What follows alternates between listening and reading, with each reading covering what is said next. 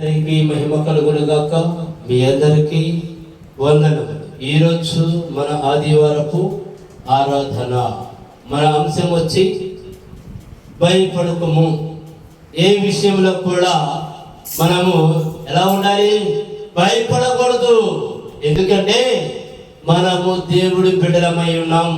యేసయ్య బిడ్డలమైన మనము భయపడతామా? మనము భయపడం.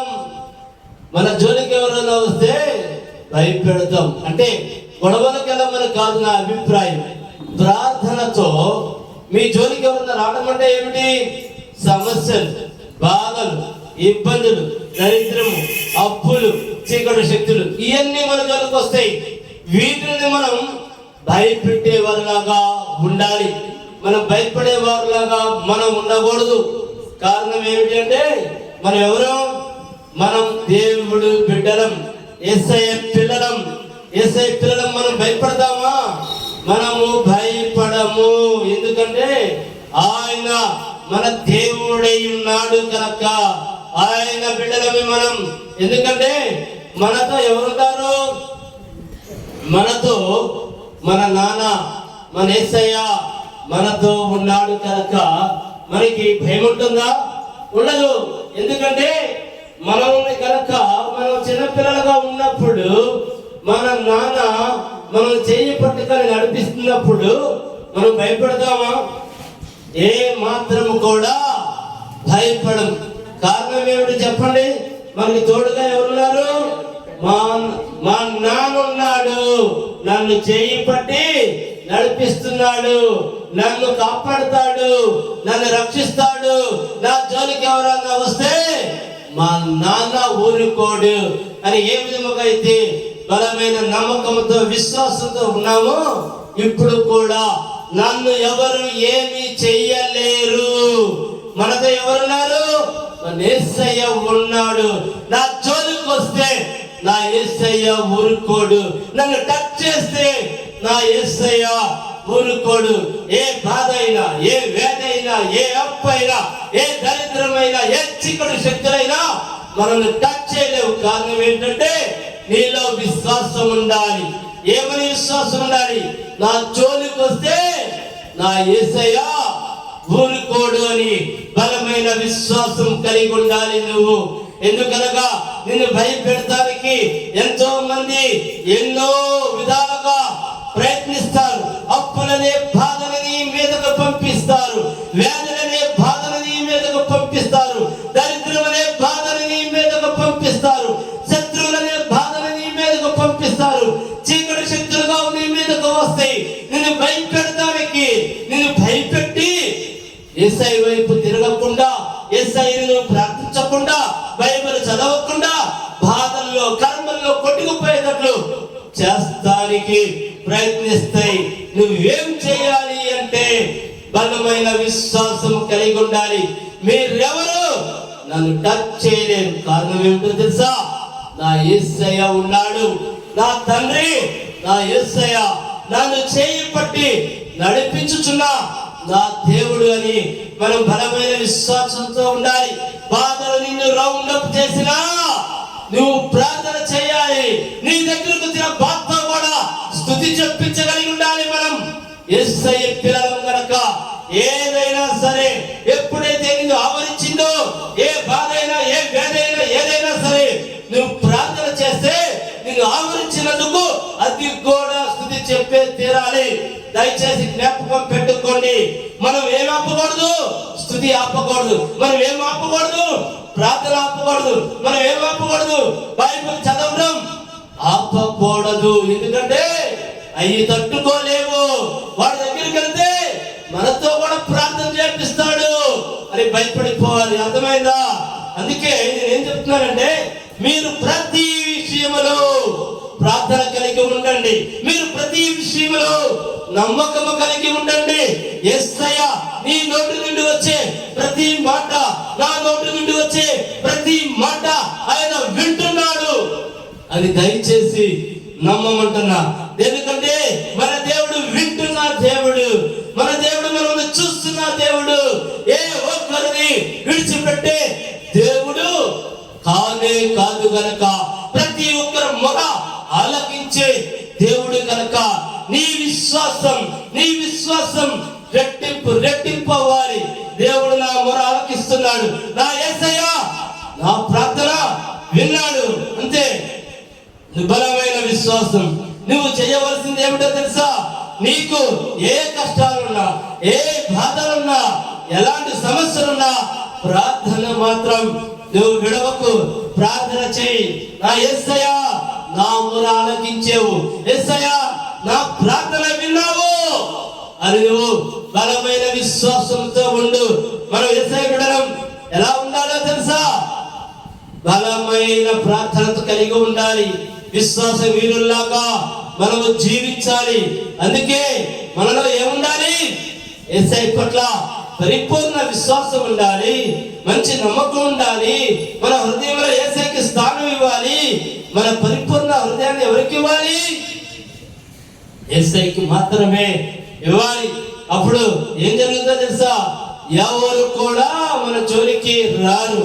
ఎవరంటే బాధలు, వ్యాధులు, దరిద్రము, అప్పులు, చీకటి శక్తులు ఏవి కూడా మన జోలికి రావు. ఎందుకో తెలుసా? అతని దగ్గరికి వెళితే అలా నాన్న తోడుగా ఉంటాడు అని భయపడిపోవాలి.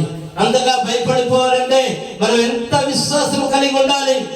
ప్రతి విషయంలో కూడా నా యేసయ్య ఉన్నాడు, మా నాన్న ఉన్నాడు, నాకేమీ కాదు. దేనికంటే ఏదైనా మనం టచ్ చేయాలంటే ఫస్ట్ ఎవరిని టచ్ చేయాలి? యేసయ్యను టచ్ చేయాలి. యేసయ్యను ఎవరన్నా ఏ బాధ అయినా, ఏ వ్యాధి అయినా, ఏ దరిద్రమైనా, ఏ ఎప్పైనా, ఏ చీకటైనా యేసయ్యని తాకగలిగిందా అని అడుగుతున్నా.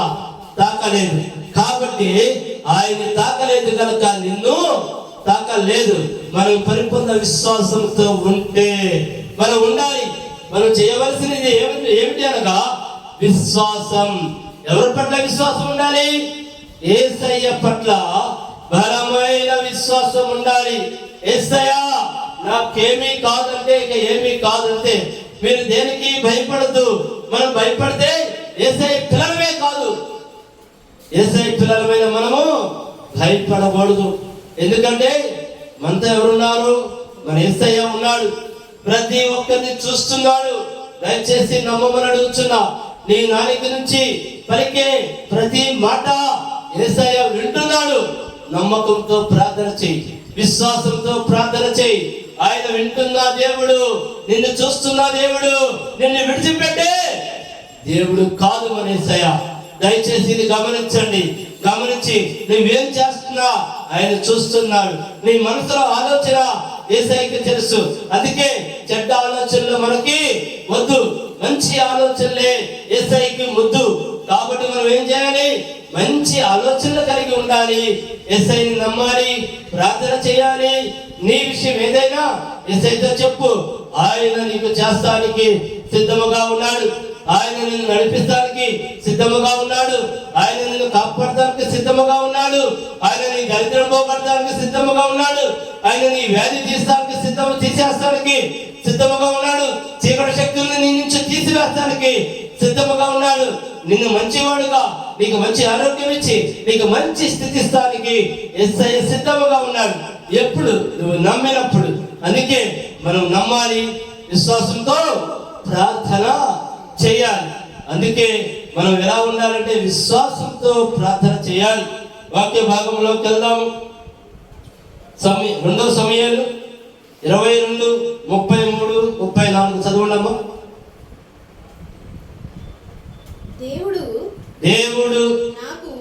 దేవుడు నాకు బలమైన కోటగా ఉన్నాడు. దేవుడు ఎలా ఉన్నాడు మనకి? దేవుడు మనకి బలమైన కోటగా ఉన్నాడు. చదవమ్మా. ఆయన తన మార్గమునందు యథార్థవంతులను నడిపించును.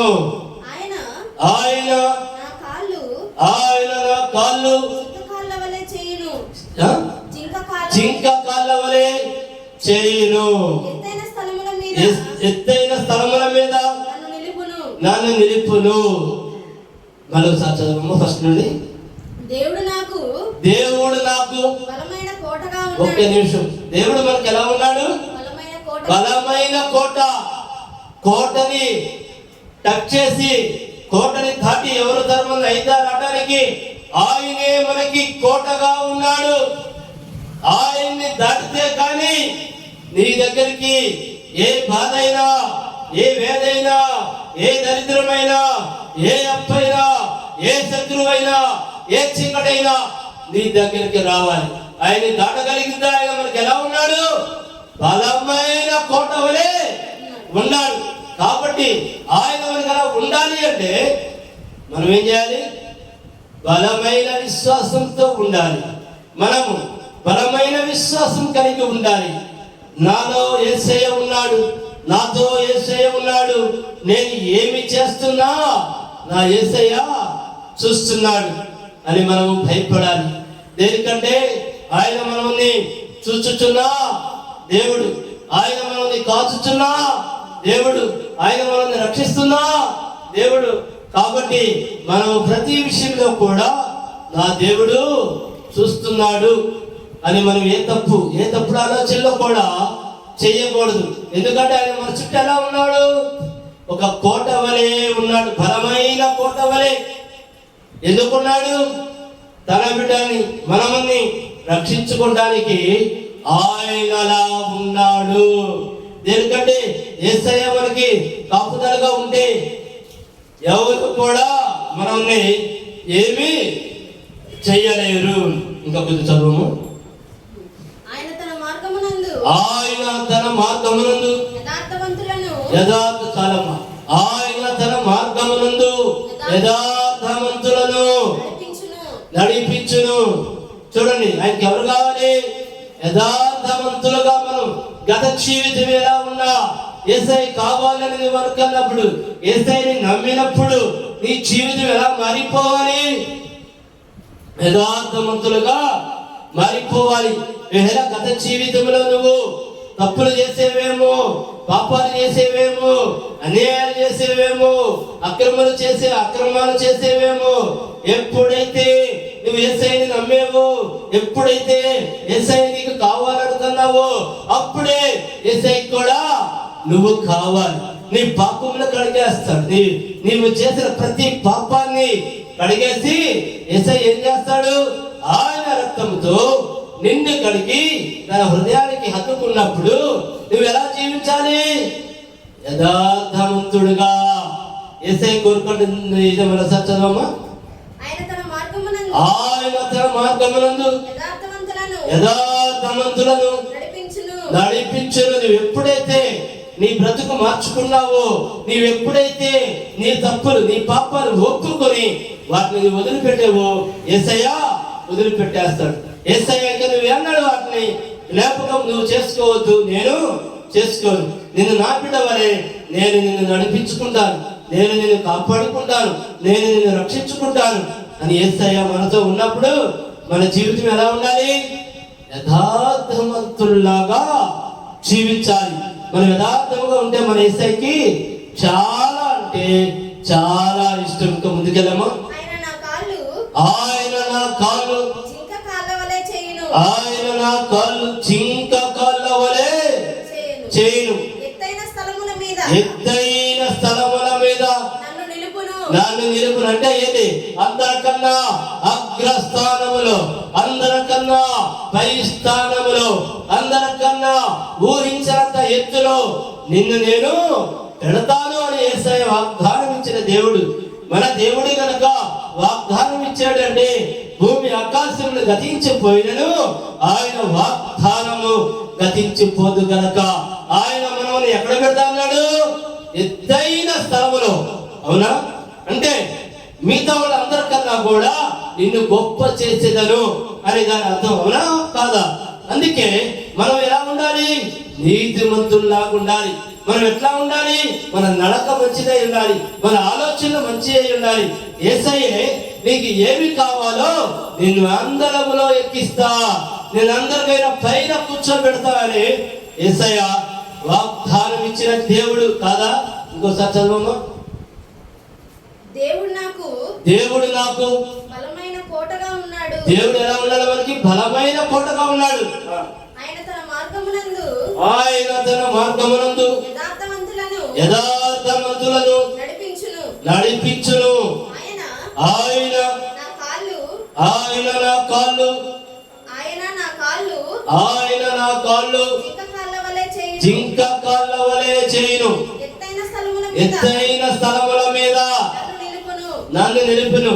చూసారా ఏం చెప్తున్నాడు? నువ్వు నీతిగా బ్రతుకు, నువ్వు యథార్థవంతుడుగా ఉండు, నేను నిన్ను ఎత్తైన స్థలముల మీద నిలుపుతా అంటున్నాడు. కాబట్టి మన జీవితాలు ఎలా ఉండాలి చెప్పండి? యథార్థం. యథార్థవంతులుగా ఉండాలి. మనం యేసయ్యను ప్రేమించేవారుగా ఉండాలి, యేసయ్యని నమ్మేవారుగా ఉండాలి. దేనికంటే ఆయన నీ హృదయాన్ని చూచుచున్నా దేవుడు, ఆయన నిన్ను సృష్టించిన దేవుడు. నీ హృదయంలో తలంపు యేసయ్యకి తెలుసు. మిగతా వాళ్ళకి మనకు తెలియకపోవచ్చు, కానీ హృదయ తలంపులు తెలిసిన దేవుడు ఎవరు? యేసయ్య. కాబట్టి మనం బ్రతికే ఈ యేసయ్య ఆవిష్కారం ఇచ్చినంత వరకు కూడా భయభక్తులతో బ్రతకాలి. నన్ను చూచుచున్న దేవుడున్నాడు, నేను ఏ తప్పు చేయకూడదు, నేను ఏ పాపము చేయకూడదు. యథార్థవంతుడిలాగా మనము కనుక జీవించినట్లయితే మనం యేసయ్య ఎత్తైన కొండ మీద నేను నిన్ను ఉంచుతాను అని వాగ్దానము ఉంచి ఉన్నాడు. చదువు ఇంకా 29. యెహోవా యెహోవా నీవు నాకు దీపమై ఉన్నావు. యెహోవా నీవు నాకు దీపమై ఉన్నావు. యెహోవా యెహోవా చీకటిని నాకు వెలుగుగా చేయును. చీకటిని నాకు వెలుగుగా చేయును. నీ సహాయము చేత నేను సైన్యములను జయించును. నా దేవుని సహాయము వలన నేను ప్రాకారములను దాటును. ఏమంటున్నాడు ఇక్కడ? మళ్ళొక్కసారి చదవమ్మా. యెహోవా ఎవరు మనకు దీపమై ఉన్నాడు? నిజమే. ఈ దీపం ఎవరిది చెప్పండి? ఆయన దీపమే.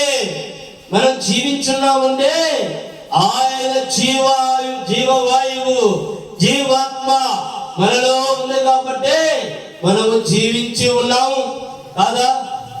అది ఎప్పుడు బయటకు వస్తుంది? నువ్వు నీతిమంతుడుగా ఉన్నప్పుడు, నువ్వు యథార్థముగా ఉన్నప్పుడు, నువ్వు యేసయ్యని నమ్మినప్పుడు, యేసయ్య నీవే నాకు దిక్కన్నప్పుడు, నీవు తప్ప నాకు ఇంకా ఎవరు లేదు అని నువ్వు యేసయ్య వైపు చూసినప్పుడు ఆ దీపము బయటకు వస్తుంది. ఆ దీపం బయటకు వస్తే ఏం జరుగుతుంది? చదవమ్మా. యెహోవా చీకటిని నాకు వెలుగుగా చేయను. అంటే ఏమైపోతుంది? ఆ వెలుగు, ఆ దీపము ఎప్పుడైతే నీ హృదయంలో నుంచి బయటకు వచ్చిందో చీకటి ఏమైపోతుంది? వెలుగుగా మారిపోతుంది. ఇక చీకటికి అడ్రస్ లేదు, ఇక్కడ ఉన్నాను అనడానికి లేదు. ఎప్పుడైతే చీకటిగా ఉన్నా ఒక రూములో నువ్వు దీపం వెలిగిస్తే ఆ చీకటికి అడ్రస్ ఉందా? లేదు. ఎక్కడికి వెళ్ళినా నీ గ్యారెంటీ ఉందా? లేదు. ఎక్కడికో పారిపోతుంది కాదా? ఆ చీకటి ఎక్కడికి పోయిందనడానికి ఎవరికి తెలియదు.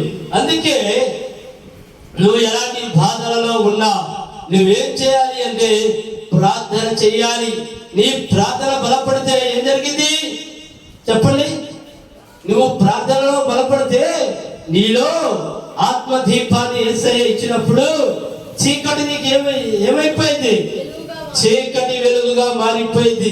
అంటే చీకటి వెలుగుగా మారిపోవడం అంటే ఏంటి? నీ అప్పులు పోతాయి, నీ వ్యాధులు పోతాయి, నీ కష్టాలు పోతాయి, నీ బాధలు పోతాయి, నీ శత్రువులు పోతారు, నీ చీకటి శత్రువులు పోతారు. అంతా కూడా నీ జీవితమే ఒక వెలుగుమయం. అర్థమైందా? కాబట్టి మనం ఎలా ఉండాలి? ప్రార్థన కలిగి మనము ఉండాలి. ఉంటే ఏముంటుంది? మన జీవితము వెలుగుగా మారిపోతుంది. అందుకే మనం ఎలా ఉండాలి? యథార్థవంతులుగా ఉంటే యేసయ్య ఏమంటున్నాడు? వాక్యం రూపంలో ఆయన నీతో మాట్లాడుచున్నాడు. కాబట్టి ఈ వాక్యం విన్న ప్రతి ఒక్కరు కూడా యథార్థముగా ఉండండి, ప్రార్థన చేసేవారుగా ఉండండి. నీ జీవితాన్ని వెలుగుగా మార్చగలిగిన దేవుడు ఎవరంటే యేసయ్యా బలమైన కోటగా మనం బలమైన కోటగా మనకున్నాడు. నీ జీవితాన్ని వెలుగుగా మారుస్తా అన్నాడు. మీరు వాగ్దానాల్ని ఎత్తిపట్టి ప్రార్థన చేయండి. యేసయ్యా నా జీవితముని వెలుగుగా మార్చే దేవా, నీవే నా ఆధారమయ్యా, నీవే నా సర్వస్వమయ్యా, యేసయ్యా నీవే నా దిక్కు తండ్రి అని మనము ప్రార్థన చేయాలి. ప్రతి విషయంలో ప్రార్థన చేయాలి. రెండవ వాక్య భాగానికి వెళ్దాం. యెషయా 41:10.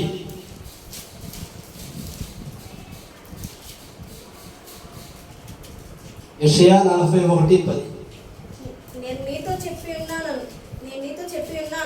నేను నీతో చెప్పి ఉన్నాను, నీకు తోడై ఉన్నాను, నీకు తోడై ఉన్నాను, భయపడకుము, భయపడకము, నేను నీకు దేవుడనై ఉన్నాను, నేను నీకు దేవుడినై ఉన్నాను, దిగులు పడకుము, దిగులు పడకము, నేను నిన్ను బలపరుతును, నేను నిన్ను బలపరుతును. ఏమంటున్నాడు యేసయ్య? ఇవన్నీ వాక్యం మనం చదవాలండి. ఖాళీగా ఉన్న సమయంలో మనము బైబిల్ తీసుకుని వాక్యము గనక చదివినట్లయితే ఏం జరుగుతుందో తెలుసా? యేసయ్య మనతో మాట్లాడుచున్నాడు, మనం యేసయ్యతో మాట్లాడుచున్నాము అని మనకి ఒక నమ్మకము కలుగుతుంది. మనం చదవమా? నేను నీతో చెప్పి ఉన్నాను, నేను నీతో చెప్పి ఉన్నాను, నీకు తోడై ఉన్నాను. ఒక్క నిమిషం, ఏమన్నాడు? నేను నీతో చెప్పి ఉన్నాను, నీకు తోడై ఉన్నాను. ఆయన మనకి తోడై ఉన్నాడు. చాలా మంది భయపడతా ఉంటారు. ఎక్కడికైనా ఒంటరిగా వెళ్ళాలంటే నాకు తోడెవరు లేరు, నేను ఒంటరిగా వెళ్తున్నాను, నేను ఒంటరివాడిని, నా జీవితానికి ఎవరు తోడు అని ఎంతో బాధపడతా ఉంటారు. కానీ ఇక్కడ యేసయ్య ఏమని పలుకుచున్నాడు తెలుసా? నేను నీకు తోడై ఉన్నాను, భయపడకము, నేను నీ దేవుడినై ఉన్నాను. భయపడుతున్నావేమో, నాకు తోడెవరు లేరని. నువ్వు భయపడాల్సిన అవసరం లేదు, నీ దేవుడిని నేను ఉన్నాను అని యేసయ్య చెప్పుచున్నాడు. ఎందుకంటే ఆయన మాటల్ని మనం జ్ఞాపకం చేసుకోవాలి. ఆయన మాటల్ని మనము విశ్వాసంతో మన హృదయంలో దాచుకోవాలి. ఆయన నిజమైన దేవుడని మనము నమ్మాలి. చదవమా? దిగులు పడకము, నేను నిన్ను బలపరుచును, నీకు దిగులు పడకము, నేను నిన్ను బలపరచుదును అని యేసయ్య వాగ్దానం ఇస్తున్నాడు. ఆయన బలపరిస్తే ఇంకేమన్నా ఉందా? సమస్త విజయాలు నీయే కదా, సమస్తము నీదే కదా. మనం అంత ఇదిగా మొండి ప్రార్థన చేయాలండి. యేసయ్య నీవు తప్ప నాకెవరూ లేరని మరి ఎలాంటి ప్రార్థన చేయాలి? మొండి ప్రార్థన మనము చేయాలి. ఇంకా చదవమా? నీకు సహాయము చేయవాడిని నేనే, నీతి అను నా దక్షిణ హస్తముతో నేను నిన్ను ఆదుకుందును. ఆయన ఆదుకుంటాడు. నీతి అనేది ఆయన దక్షిణ హస్తము. ఆయన నిన్ను ఆదుకుంటాడు. ఎలా ఆదుకుంటాడు? మనలో నీతి ఉండాలి, మనలో యథార్థత ఉండాలి, యేసయ్య అంటే భయభక్తులు కలిగి ఉండాలి. అప్పుడు ఆయన నిన్ను తన దక్షిణ హస్తముతో నిన్ను ఆదుకుందును. యేసయ్య చాలా గొప్ప దేవుడండి. ఎందుకంటే ప్రతి ఒక్క విషయంలో కూడా నేనున్నాను, నేను నీకున్నాను, నేనే నిన్ను కాపాడుతాను, నేనే నీ దేవుడిని, నేను నీ చీకటిని వెలుగుగా మారుస్తాను, నేను నీ కోటనై ఉన్నాను అని ఆయన వాగ్దానం ఇచ్చుచున్నాడండి. దయచేసి మనందరము కూడా ప్రతిరోజు బైబిల్ చదవండి, ప్రార్థన చెయ్యండి. ఇప్పుడు నీ జీవితం చీకటిగా ఉందేమో, యేసయ్య నీ జీవితాన్ని వెలుగుగా మారుస్తా అంటున్నాడు. నీ జీవితము శత్రువుల మధ్య ఉందేమో, ఆయన బలమైన కోటగా నిలబడతా అని వాగ్దానం ఇచ్చి ఉన్నాడు. ఆయన దక్షిణ హస్తముతో నిన్ను కాపాడుతా అన్నాడు. అవును కదా? మరి ఇంకెందుకు మీకు భయమే వద్దు, ఏ మాత్రము కూడా చింతపడవద్దు. మనకి ఎవరున్నారు?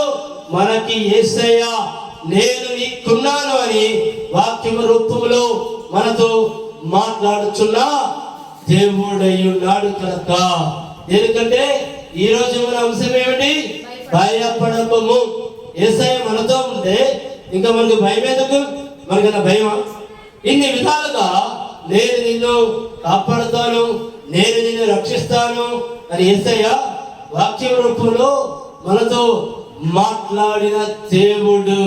కాబట్టి ఆయన మనకున్నాడని ప్రతి ఒక్కరూ బలమైన విశ్వాసంతో నమ్మమని నేను యేసు నామములో వేడుకొనుచున్నాను.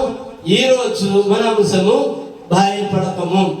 మీరు ఎలాంటి బాధల్లో ఉన్నా, మీరు ఎలాంటి సమస్యల్లో ఉన్నా, మీరు ఎలాంటి ఇబ్బందుల్లో ఉన్నా, మీరు ఎలాంటి వేదనలో ఉన్నా, మీరు ఎలాంటి అప్పుల్లో ఉన్నా, మీ చుట్టూ శత్రువులు ఉన్నా, మిమ్మల్ని చీకటి ఆవరించినా మీరు భయపడవద్దు.